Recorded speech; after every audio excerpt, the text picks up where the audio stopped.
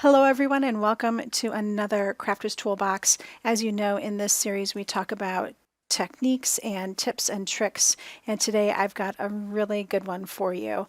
I'm using the Paint a Flower Poppy stamp set from Altenew. This is a brand new monthly subscription that they're providing, and the stamp set itself is just a plain flower with a whole bunch of sentiments and some other little bits, and it's designed obviously to be painted or colored, so there's not a lot of guidance. It's a perfect opportunity for you to practice with your artist markers and watercolors and other mediums to create some really amazing effects.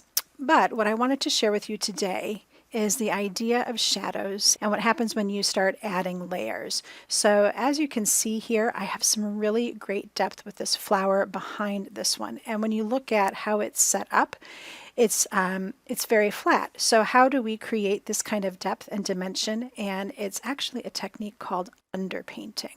So I'm going to talk about underpainting today, and hopefully it will help you create extra depth in your coloring projects. All right, so I wanted to start with a very simple example, and these are just some squares that I've drawn out, and I have my Set E markers here. So I'm going to pull out the oranges, the same ones that I used in the flower, and kind of do some coloring for you. So if we come in and start coloring our blocks here, right, we can get a nice blend. And we've got our top block here, and I'm just going to get a nice blend in place. And everything is looking really great so far, right? So I want to blend in this bottom one. What do? I've already used my darkest color.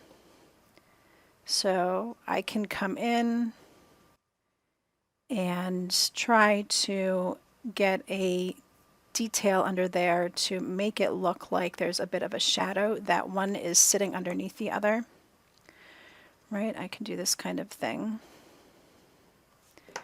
and try to make it look like I've got some depth there. But really it can be quite hard to do without coming back with lots of ink or finding a whole nother shade to add in here. And really, when you think about shadows down here, they are not just darker, but they're also more muted in color, right?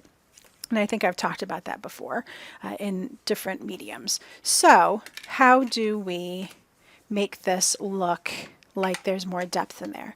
And it's a technique called underpainting, and I'm just going to take the lightest of the same series. So this is limestone, and I'm going to put some of that limestone right underneath here like so. And I might even just do some flicks to make sure that I have a good blend coming out of that.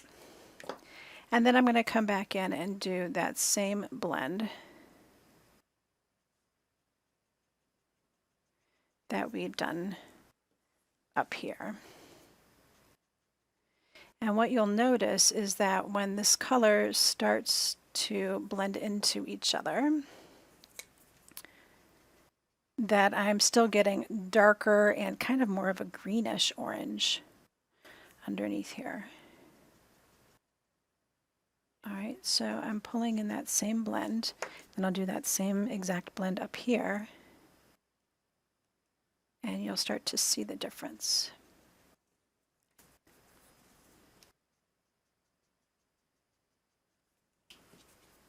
All right.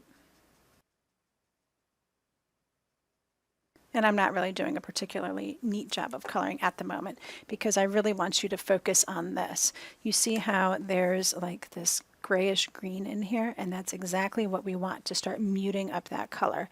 I've got just the pure fire brick right here, and it just looks kind of red. Now if I bring in more fire brick over this area here and start blending that out a little bit, you're going to start seeing that it really has some depth and it really stands out from the color on top of it.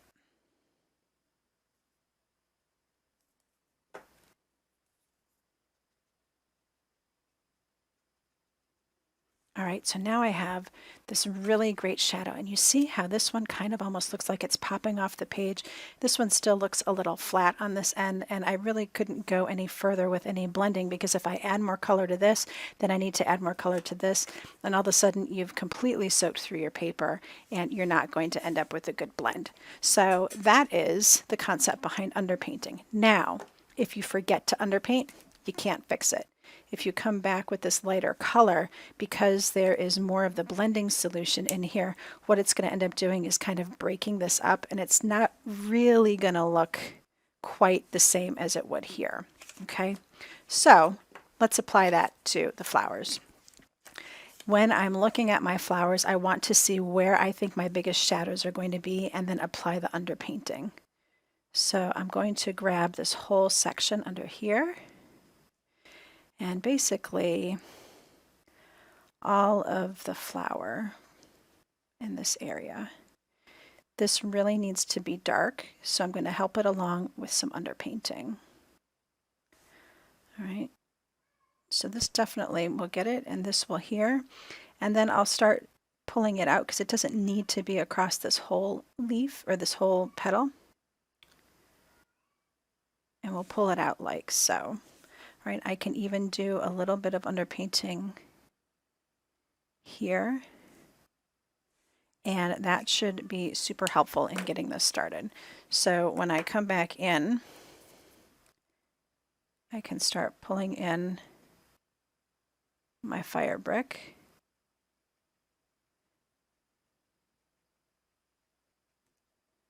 All right.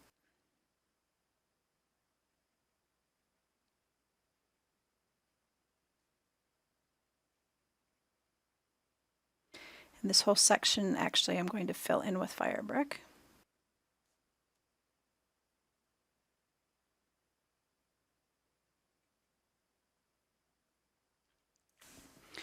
And then come back in with the second darkest, which is orange cream, or I'm sorry, autumn blaze. And keep blending this whole area out.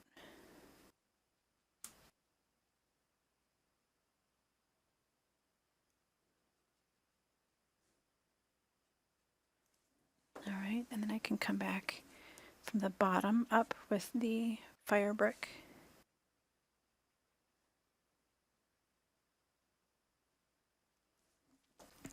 And work the rest of my flower the way that I've been doing normally. All right, and then when I work on this flower here, if I bring in just the fire brick, you can see that the color is different. It's more vibrant because there's no underpainting.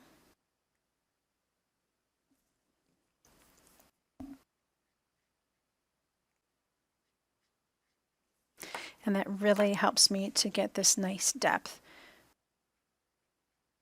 So if I want this to be just a little darker, I can bring in a second layer. And that's going to help out a whole lot.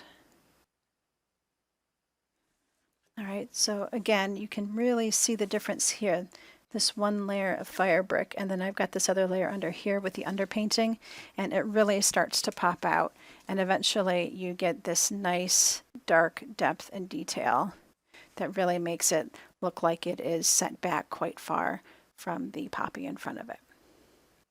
All right, I hope you enjoyed learning a little bit about underpainting and how that can help to create more depth in your coloring projects. I hope you give it a try soon. If you're sharing your projects out on social media and you've been inspired by me, don't forget to add the hashtag PM Retreat so that I can find them and leave some lovely comments for you. I'll be back soon with another Crafter's Toolbox, but until then, happy crafting.